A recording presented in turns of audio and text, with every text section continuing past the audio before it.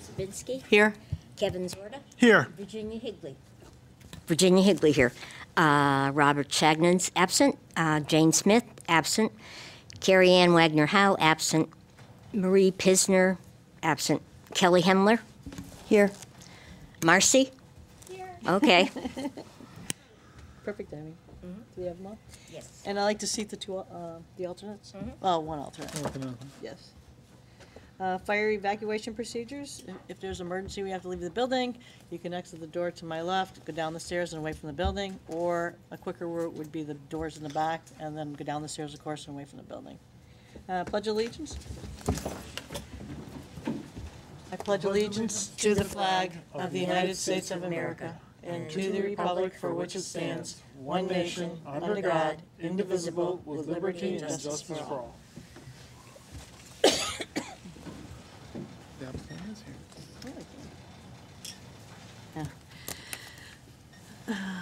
Next on the agenda is our public participation. Is there anybody that would like to speak regarding items not on the agenda?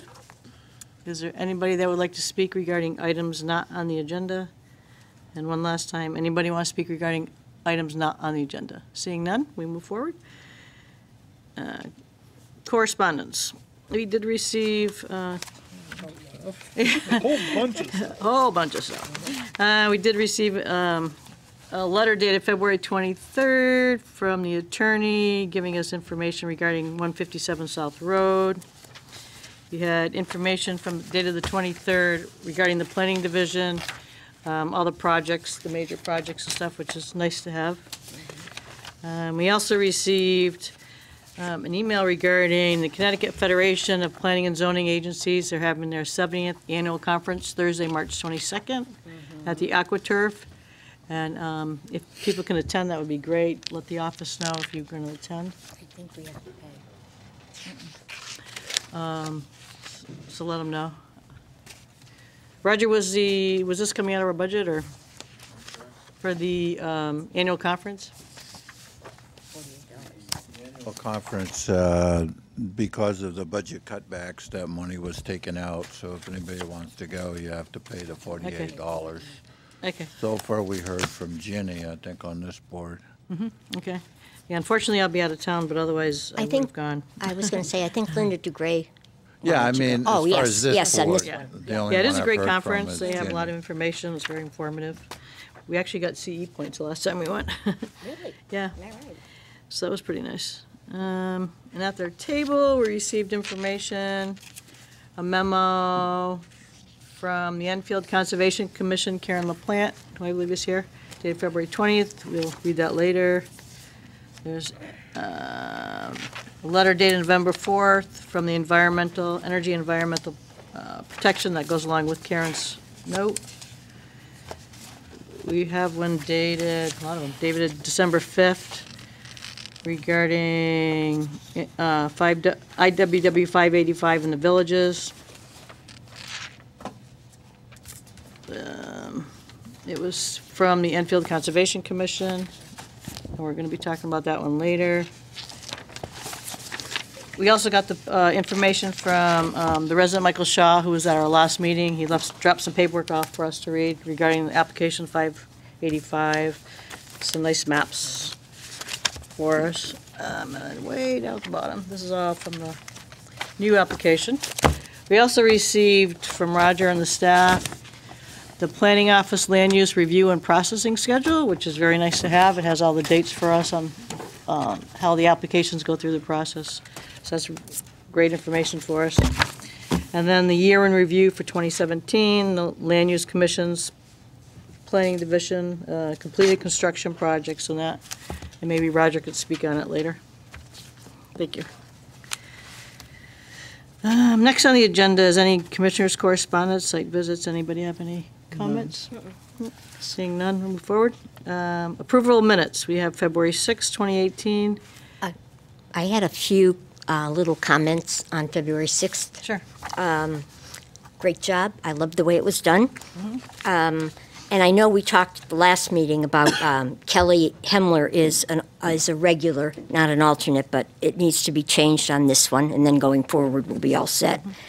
Under correspondence, second row, where it says, she went on to point out the credentials the commission had received for Director of Planning. I think would make more sense from, but that's, that's, and then on page,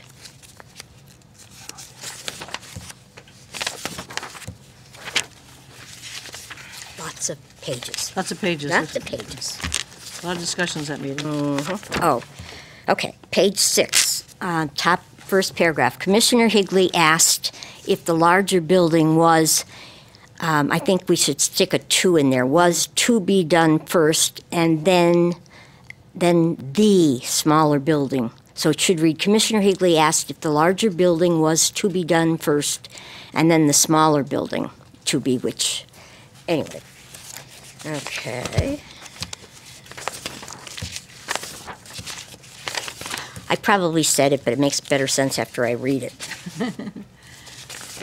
Okay, page 11. Again, let's see, 1, 2, 3, 4, 5th paragraph down, it's me again. Commissioner Higley replied that the applicant would put, and I'd appreciate it if you put the sewer instead of it in, because up above we were talking about fill and about sewers, and I wouldn't want anybody to think I said that they were going to put the fill in. And let's see. So we put the sewer in? Is that what you're? Put, instead of it, put The the sewer sewer. Okay. in. So Commissioner Higley replied that the applicant would put the sewer in. And that's it. You did a great job. Okay. Anybody else? Can I have any motions? For February 6th? I'll make a motion to approve. Is your speaker on? I'll make a motion to approve February 6 minutes Second, with Ginny's amendments. second. Okay. We have roll call? Donna? Yes. Kevin? Yes. Virginia, yes. Kelly? Yes. Marcy? Yes. Okay. 5 in favor, motion passes. Now, the February 20th meeting, minutes are here as well, but I don't believe everybody had copies with them. Didn't get to read them. Okay. They came in an email, and I think there was some confusion on that. So we'll hold those to the next meeting. Table them. Yeah. We have a motion to table, I move to table the minutes of February 26th, 20th. 20th. If I could suggest, if the commissioners in reading them over before the next meeting, if you have like typos and things like that, I mean, you feel free to send them in to us and we'll Okay. correct them before you. Do that. Okay. Okay. Thank you. And I'll send a copy to you. Okay. Motion to table is on the board. Can we have? roll- Second it. Okay, second. Roll call. I keep forgetting. Donna? Yes. Kevin? Yes. Virginia, yes. Kelly? Yes. Marcy? Yes. Yeah. 5 in favor, motion passes, will be tabled to the next meeting. He interrupted my table. I know, interrupted your next on the agenda is our old business, and it's the public hearing, IW 585 0 King Street. Application for proposed development consisting of 2 buildings, 500,225 square foot distribution building of warehouse space and office space, and 100,125 square foot flex building, DF Realty LLC, owner applicant, map 16, lot 18, industrial 1, I-zone. At our last meeting, we didn't allow the public to talk because the applicant wasn't here, and I reached out to the town attorney, and we should allow the people to talk. So I opted to have the meeting today, even though I knew we weren't sure if they were coming today.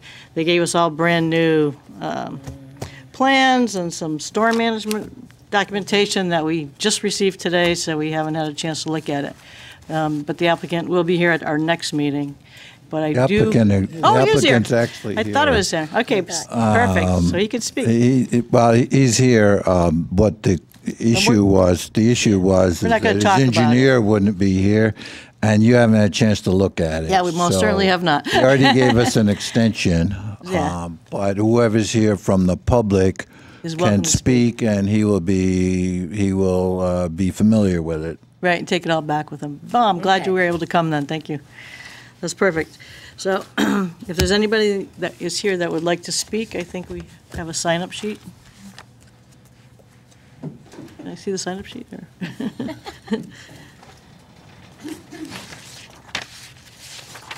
Here it goes. Here it comes. Thank you. And first on the agenda is Karen LaPlante, Conservation. Unless you're going to start at the bottom. I could start at the bottom. Thank you. And your name and Yeah, address. yeah. Mic's on, right? Okay. I can hear it. Karen LaPlante, Enfield Conservation Commission, 166 North Maple Street in Enfield. These are Conservation Commission comments. The Conservation Commission has the following concerns regarding this application. The proposed distribution flex building in the rear of the property needs to be downsized, as we feel the parking lot for the 333 cars is not only in a wetland area, but in the upland review area, and the rear truck and trailer parking is right on the edge of the existing wetland. The rear truck and trailer parking for the above building to the far east of the property abuts a large wetland area. There are no catch basins, no hydrodynamic separators, or contamination treatment systems in that area. The contaminants from the trucks, oil, grease, antifreeze, diesel, and litter will sheet flow down a slope and into the major wetland on this property through I think there's a drainage basin there. The stormwater from this parking lot needs to be better managed. We appreciate the use of the 5 hydrodynamic separators throughout the property, but are concerned about the volume each separator can handle in a major storm. Has there been testimony or documents that these 5 shown separators will be able to function independently and properly based upon locations and expected flows? Will the parking areas and roadways be curbed so stormwater flows will be directed towards the catch basins, both in the parking areas, driveways, and/or private roads? Trucks need to be cleaned. If a truck washing facility is not going to be installed, as there doesn't appear to be one on the plans, then one of the conditions should be that there will be no truck or car washing done on site. And I'm going to hand around a picture of what happens at an industrial site on Moody Road every weekend.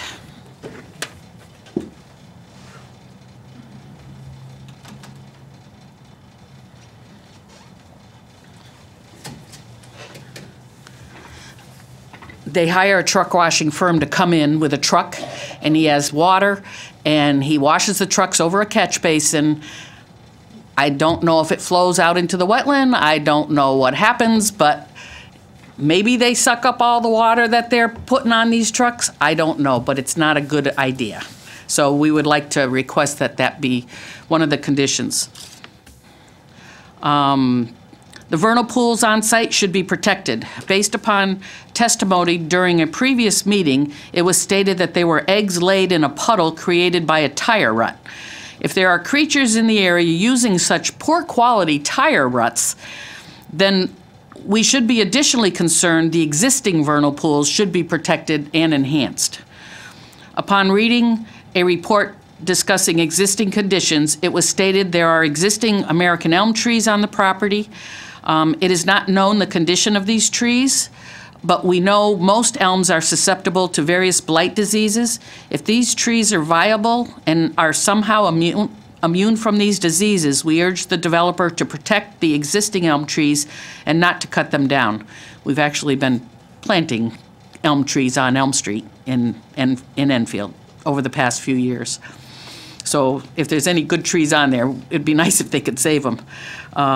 We did not have the opportunity to meet or to review the landscaping plan because I think the revised one was issued just before our meeting. So we didn't have a chance to review that. And did not notice if there are any large existing large specimen trees on site. Are there large pines? Are there large oak trees that could be preserved? Are there any sycamore trees on site? We urge the Commission to protect some of these larger existing specimens where possible, if any can be identified. I know previous testimony, somebody mentioned they have a lot of owls and hawks and things like that, and they love the large pines and hanging out in the oaks and things like that. So, but they nest in the pines. In documents submitted with the application, it is stated, quote, The northeast portion of the property directly adjacent to King Court has mapped areas of concern with regard to any state and or federally listed endangered, threatened, or special concern species within the property, end quote. The applicants requested a species review from the DEEP, and we have attached the copy, which includes the map that shows you the area of special concern and the DEP report, giving you what the endangered species are and some solutions to helping them along. We would like the Inland Wetlands Commissioners to address this item and restrict activities in the habitat and breeding grounds of these endangered species to the fullest extent possible as recommended by DEP. We also felt it was inappropriate for the applicant to have a meeting with concerned citizens once the public hearing for the application was opened, and any future applicant should be discouraged from this procedure by the planning office. Again, I stress, once the public hearing is opened, because it's just, most of the commissioners on the Conservation Commission felt it just was improper. All communications regarding this application should have been made at and during the public hearing process, where the commission would be able to hear the citizens concerned and make sure they are addressed where possible. In conclusion, the Conservation Commission requests the Enfield Inland Wetlands and Watercourses Agency deny this application as presented due to the negative impact on the wetlands and watercourses and the fact that there may be feasible and prudent alternatives that may have less adverse impact on the wetlands or watercourses, which would include the downsizing of the impervious surfaces, including building sizes and parking facilities. I did get the copy also of their application to DEP, but if we had gotten that ERT report that we had asked for, this would have been in there. This is one of the reports that would have been in there, so it's really good that the applicant did get it, get the information themselves. And like I said, I didn't include their application because that's basically the DEP, but I did include the report in your stuff. So it has a lot of recommendations in there for protecting the turtles, when construction can be done, and things like that. So we'd appreciate going through it, and we're looking forward to looking at the new plans. If I could get a set, maybe, any chance tonight? So I can look them over during the storm tomorrow? The applicant Thank get you. copies of her? Yeah. Yes, I just did, and I just want to know for the record that with respect to the meeting taking place, it was the Director of Planning who raised that at this meeting and suggested that it shouldn't have taken place, so I don't want anyone to think that we encouraged that or had anything to do with it whatsoever, which we did not. The next speaker is Tom Taylor.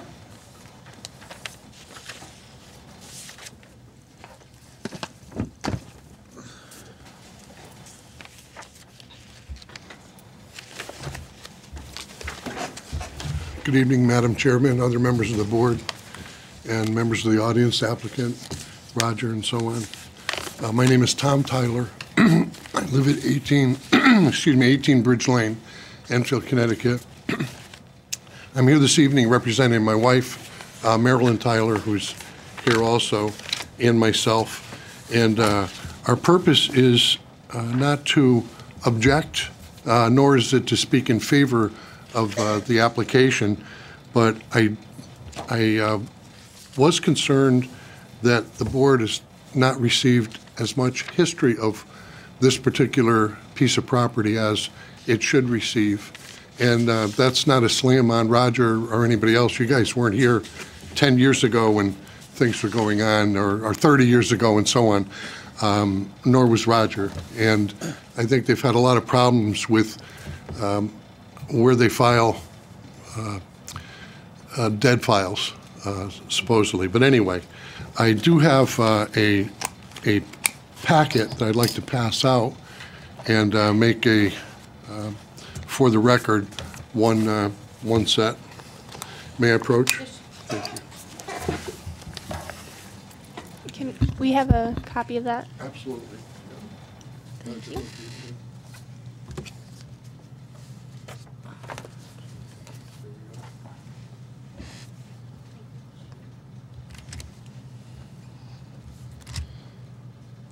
Thank you, sir. Thank you.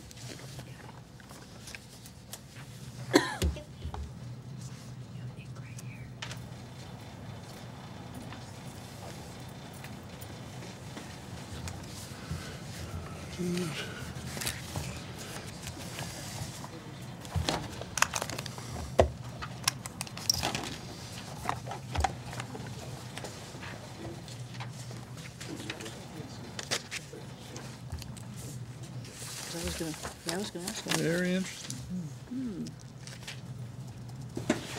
I'm going to try and keep this short, and just if you'll follow, and then you can read the stuff later if you wish.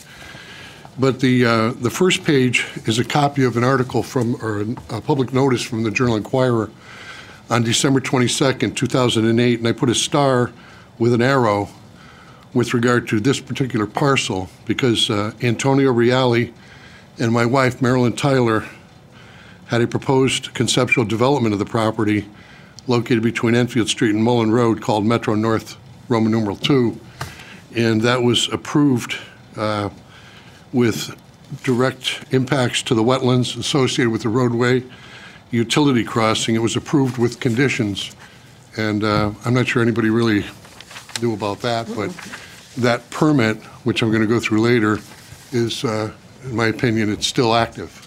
Now, the permit was a 5-year permit, but they had a public act that passed 2011. There's been a lot of things that have happened with the ownership of the properties and so on, but be that as it may, the second sheet is actually a miniature drawing of the map, and I took the liberty of writing on it where Route 5 is, where King Court is, and where Mullen Road is, so just to familiarize or orient yourselves to the property. And then I drew in yellow magic marker the proposed road throughout the this industrial development. And as you'll see, the road starts over on Route 5 on King Street and winds its way and meanders through the parcel, which is Reale. And then it comes to Maryland's piece, which is a 32-acre parcel on Mullen Road. And you'll see it basically fades away from the King Court area and then enters Maryland's property and then continues out to Mullen Road. And the reason for that was severalfold. One is it avoided unnecessary wetlands disturbance, and it also avoided any endangered species that may be in the area. And it also kept the disturbed area under 5,000 square feet so that the Army Corps of Engineer didn't have to get unnecessarily involved, which would have delayed things. Now, this is when we're going through to try to put something together to market it for the town of Enfield also. But we're very mindful of our environmental responsibilities that we have as stewards. And my wife particularly, since a lot of her relatives were farmers and grew up in Enfield in the Mullen Road area and so on. And so we're trying to be good stewards of the land and also good neighbors with regard to the people in King Court, because the proposal Mr. Reale had previously would have actually gone to the north of the people at King Court, which is not only disturbing wetlands, but really interferes with their houses that have been there for a significant period of time. So anyway, that's this map. Now, this map that I'm showing you, the town of Enfield has it someplace, because these are all, were approved. I think where you might find it maybe is in engineering, because I think in engineering they have a full set that, would be available. Then the next item I had is one of the sheets that was used for marketing by the town of Enfield, and it describes the site as, now this would be Maryland's piece and the Reality piece, totaled about 167 acres. Potential uses were for office, warehouse, distribution, which is consistent with the applicant. And the building area was 1 million square feet, give or take. The comments that it had under existing buildings, about 3/4 of the way down, it says comments, and site is engineered and has preliminary approvals for multiple office warehouse buildings. Final approvals can be expedited. They spent a lot of money on soil tests there and engineering, especially for crossings and so on, that the applicant, I don't think the applicant is even aware of what's available here, but it could be a treasure trove for an applicant that would save him or her a lot of money in terms of reinventing the wheel. And you said it's already been approved. It was approved in December of 2008. Then the next sheet you have is a cover letter envelope to my wife with a certified letter, and then the wetlands permit number 514, it's the approval that was sent back in 2008 to Mr. Reale and to Marilyn. So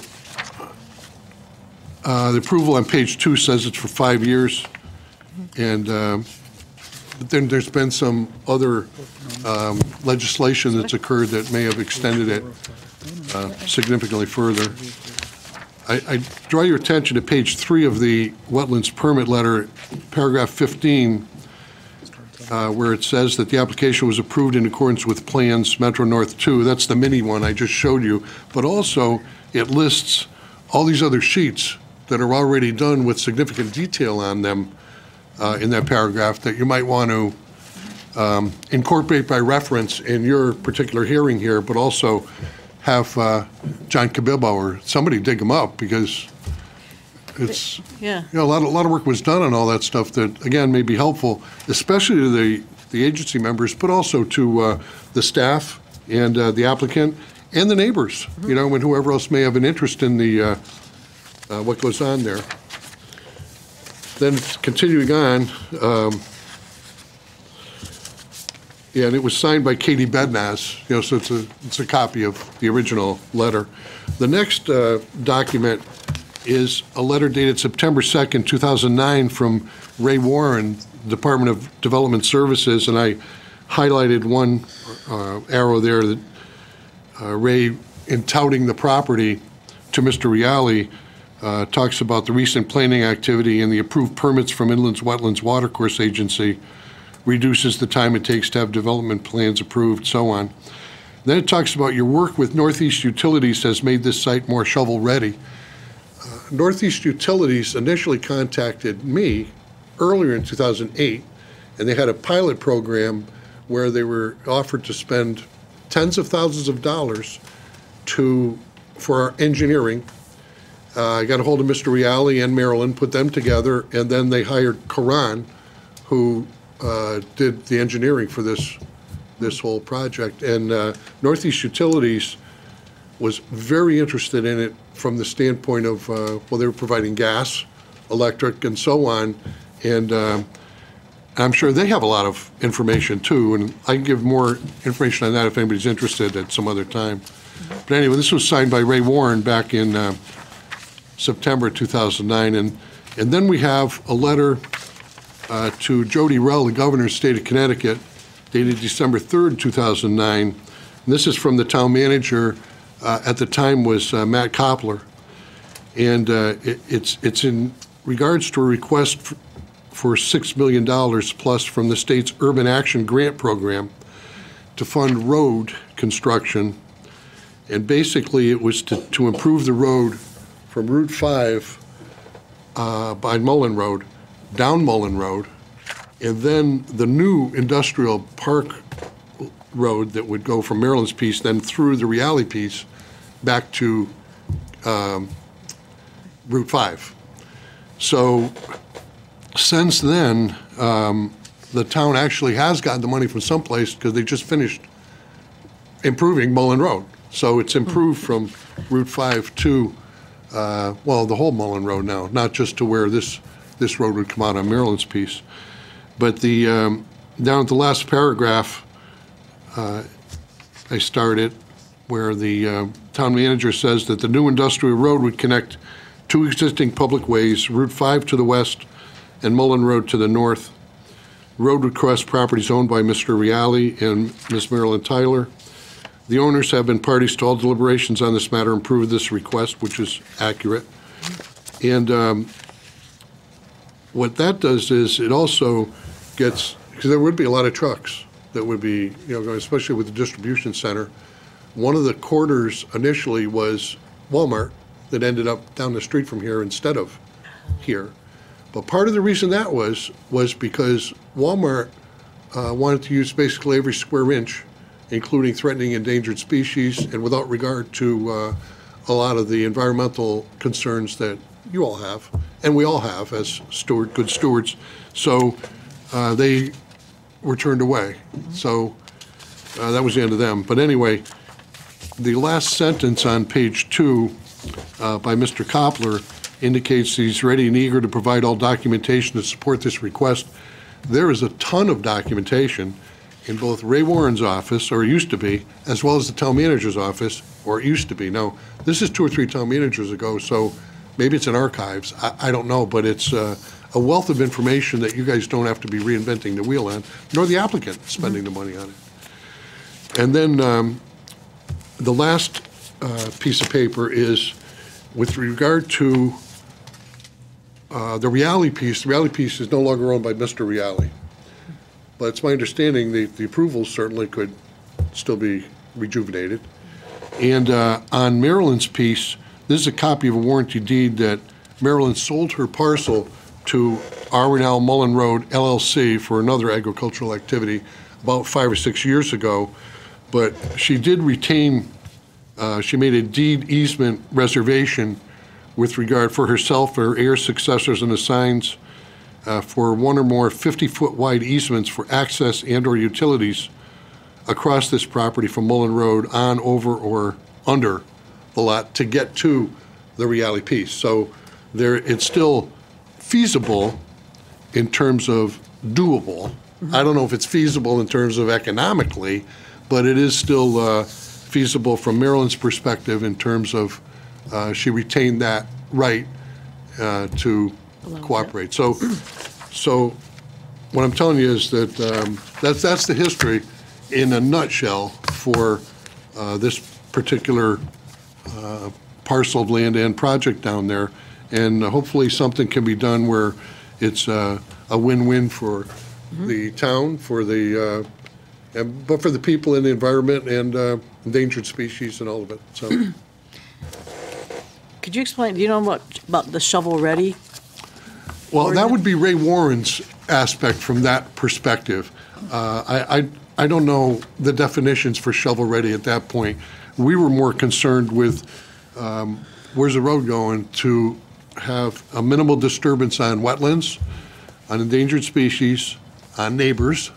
So we're trying to be good neighbors back then also. And even when Marilyn did the 30-acre parcel, she made sure that to cut the wood in there, that it was soundproof, so that there's no disturbance to well, as little as possible to any of the neighbors there. Even though it's an industrial zone, it's been industrial before they moved there, but still, you try to be good neighbors. So, any other questions? No, that's great information, thank you. Okay, thank you. Did you want? Sure. So last week, we were. Is your mic on? Doesn't sound like it. Last week, the Director of Development Services asked us if we had provided the commission the previous information on this site. It is the practice of the planning office. We do look up all prior activity. The permit was actually issued, as you look at it, to property without an address. All of the filing in the town is by address. So the applicant didn't reference the permit. When we looked it up, there's no reference in either view permit or munis And so without an actual application number, we didn't have it. So we were provided with that application number within the last few days. And the permit was filed in the archives, and we did request it, and we do have it. We do have the drawings. What the approval was for the roadway and utilities, and it was not an approval for the buildings. And one of the buildings, as the gentleman said, was actually over on Mullen Road. I think it's interesting information for the commission in that the current application said there was no feasible or prudent way to get into the site other than the way they proposed, and there is a different way that was approved on this plan 10 years ago. So from that standpoint, you know, that the commission, it's relevant information for the commission. But that's the extent of it. We do have all the maps. We have all the information. Shovel Ready was a program that the utilities and the state of Connecticut was using when there was a recession and stimulus money that was being put out by the federal government, and everybody was trying to get lined up and have projects that were ready. As far as the Mullen road improvements, that was done under the town's road bond program that the citizens of Enfield approved a few years ago. I'm not aware, and we will check it, but I'm not aware that any money was ever awarded for a road connecting the two properties. So we do have the file now. As you know, it's now called 0 King Street, but this application was known as property located between Enfield Street and Mullen Road, called Metro North 2, which is not entered into any database with an address. So that was the reason why that it didn't pop up. So we can. I was going to ask you about it anyways, because I was going to ask you about this application. Yeah. Because in Mr. Kabibo's letter to us dated January 24th, he mentions IW 514. Yeah. And at our last meeting, we asked for copies of that approval for IW 514 and all the conditions. Yeah, I didn't see it in our package that's today, so I was going to ask for it. Where was it? Right. So thank you, Tom, for bringing it, because Yeah, we so did ask for it. it is here. perfect. I'm Yeah. saying the application is only for, it had 7 or 8 buildings put on it, but the application, the only approval from wetlands was for the roadway and utilities. Mm-hmm. So Yeah, and if this applicant wants to revert back to the roadways and the utilities as laid out in this, it might be pertinent. But if the applicant chooses not to, I mean, this is good information for you to have, but it's I'm great not sure. information to I'm not have. sure that it's been superseded by another application at this point. Yeah, and actually, starts on page 3 of 5 and continues 4 of 5. Special conditions. It actually says no work shall commence until a permit has been obtained from the IWWA for an activity or construction of a structure on the property. So this approval can't even go forward until they have had another approval, which there was no subsequent approval for any structures, correct? Right. No, and the configuration of the lot has changed. The ownership has changed. You know that if the ownership of a permit changes, that you have to come back to the commission. If the configuration of the land has changed, you would have to come back. So it's good information, but the reason why that you didn't have it is because we only are required by the state to keep files for 10 years. The practice is we keep them longer than that, but they're in archives. So it was necessary to get the files out of archives.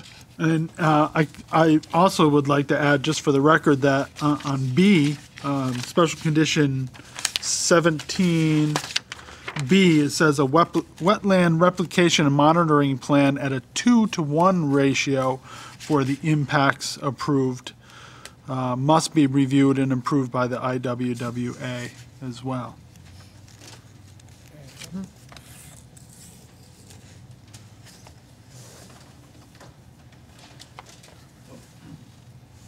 We can have the plans scanned in and we can send them out to you. It's good information as to where the commission in 2008 believed a road could go. I'm not sure how you use it other than that. Thank you.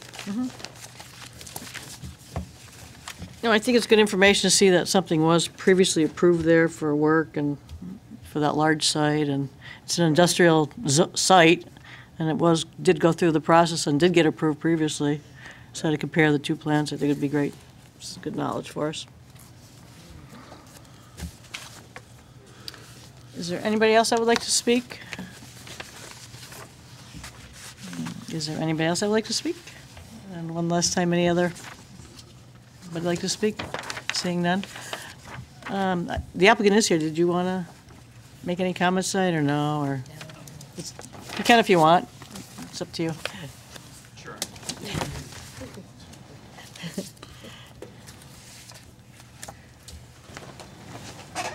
Thank you for coming again.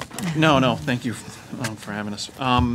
Again, we just recently found out about the road. I'm not sure what it is. It's two different ownerships. So we'll take a quick look at it. But two, I know you guys, you folks have not seen the new plans. I think you'll find that there's significant changes. There's a significant reduction in the amount of wetlands affected. I think it's a 72% reduction from what we had proposed to you before. So we've obviously looked at the plans and taken your comments into account and have tried to make changes that will affect it and that hopefully the committee will look upon favorably. Thank you. That's it. Thank you very much. Thanks. Anybody else want to speak? No. So we will continue the hearing to our next meeting, which is going to be March 20th. And our time is going to be running short. I think it's March 27th is when we have to close the hearing. Yeah, the dates have to change. Yeah. So hopefully we can get all our information at the next meeting. But thank you again for everybody for your comments and for coming, and some great information for us. Moving on, any new business? Seeing none. Applications to received, don't see any. Determination of need, I don't see any. Reports. There are a couple of enforcement actions that Rick Richelli has indicated to the applicant they'll be on the agenda next week. We have one situation where dump trucks have been dumping debris down an escarpment. He was out there today and put an immediate cease and desist on it. And I believe there's a couple of other enforcement issues. Yep. At the last meeting, you requested that two of the people who had enforcement actions taken against their properties come before you. So Rick hasn't heard back from them yet, but he has reached out to them. We've also told the people for the DEEP building that was damaged, they want to demolish it, to come before you with an application. So we're waiting on that. Thank you. And Yankee Castings, we're also waiting on that as well. Okay. And I know they did ask about the pool on the property at the last one, on Post Road. Yeah. So I'm guessing Rick was looking into that as well. Thank you. And any other reporting? Just under Director of Planning's report, we gave you the 2017 annual review of activities by all the land use commissions. We don't take the time to look back on, what you do achieve by your volunteer service. Reviewed this with Planning and Zoning a couple of meetings ago. But if you look at it, there's the land use commissions in Enfield have approved, worked with applicants across the broad spectrum from industrial to commercial to retail. It's quite an impressive list of projects that are there. We give you projects that have been finished and come online, are under approved or under construction. Towards the back, you actually see the statistics. And one of the statistics is the agent approvals on wetlands. What that is that every time a building permit is filed, the planning office reviews that application against your wetland regulations, and in doing so, we find situations in which we direct them to either have to come back to wetlands or to change their what they submitted to the building department, so it actually lines up with the wetland approval. And the second thing was that in terms of making sure that the planning office is as transparent as we can be, we prepared a thick book of all of the policies and procedures. Most of them are right out of either state statute for wetlands or planning and zoning or the local ordinance for historic preservation. And they're consistent with your bylaws. One of the things that came up in a meeting this week is, what does ex parte communication mean? And we were reading your bylaws. If you don't have a copy of your bylaws, there's a definition of ex parte communication right in your bylaws. And that's generally commission members having conversations with individuals that are not part of a meeting. Provided that too. So we didn't give you the whole book, but we gave you some issues that have been up recently, and then we gave you the table of contents. And so by the table of contents, you'll see, you know, how something processed at the counter all the way from somebody starts to we attend the moving in ceremony. So we hope it's helpful. We're always looking for your comments on how we could make it better. And on the schedule, we put on there what all the steps were for a project from the time you walk in the office until you're done. And planning office is involved with applicants from anywhere from you know, could be up to a year. If we took Press Tech, for example, that moved in, they began their efforts to relocate from New Hampshire about a year ago. And so, you know, it's not the approval process, but it's the process of them saying, hey, we think we'd like to move to Enfield. You know, what will that take? Them getting their approval from their funders, securing a piece of property, buying that piece of property, going through the Wetlands Commission, going through planning and zoning, getting their building permit, then finding out they might have to make changes, and actually constructing it. So projects can be in the whole before either the planning office or the development services or the building department for a year, but it's perfectly normal. So any comments you have, I won't, you know, or questions you have, happy to answer. But hopefully those two things, the first one is a thank you to you for all you guys do as volunteers. And the second is an attempt to provide you with more information as to what we all do every day. Kind of reminds me of Richard Scarry book I used to read to my kids, like, what do people do all day?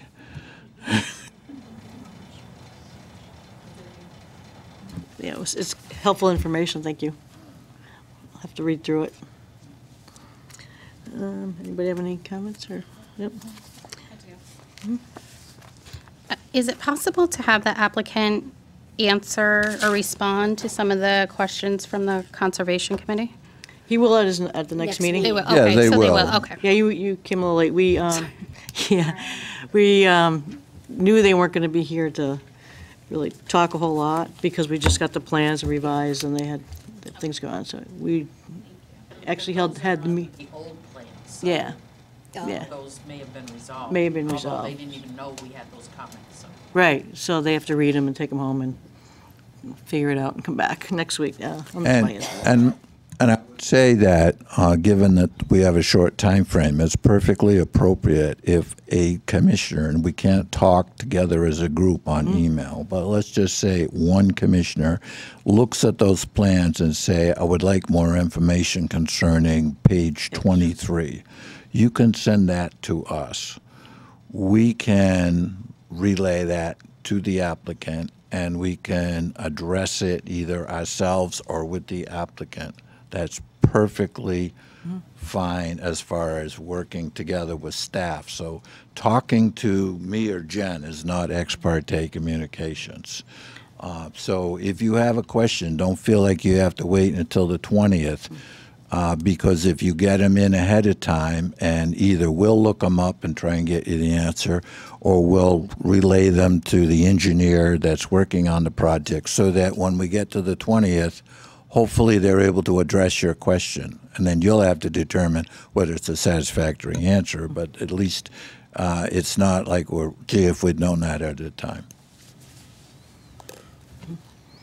And it would be good to share the questions with the rest of us, so we all are on the same page and know what's being asked. Well, I can, Right, what you I'm can. saying is, if you send them to me, then I can collect them, and I can then Forward 'em distribute on them to- back out, so they're aware of them. But the problem is, anytime we get a commission on talking Right, you can't on talk, yeah. email, then, you know Yeah, what you I'm can't go saying? back and forth with it. You Yeah. can ask Right. the question and then. So, like, you will notice Gotta that if connect the somebody rest sends me an email and asks me a question and they CC the rest of the commission, I always respond only to whoever asked me the question. Right. That's the reason. I'm not trying to be disrespectful to anybody else, but I'm just trying to keep the process going so that, you know, we do the best job for the town and the applicant.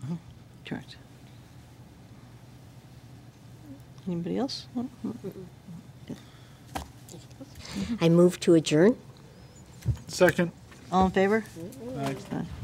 Meeting's adjourned. Thank you again, everybody, for coming.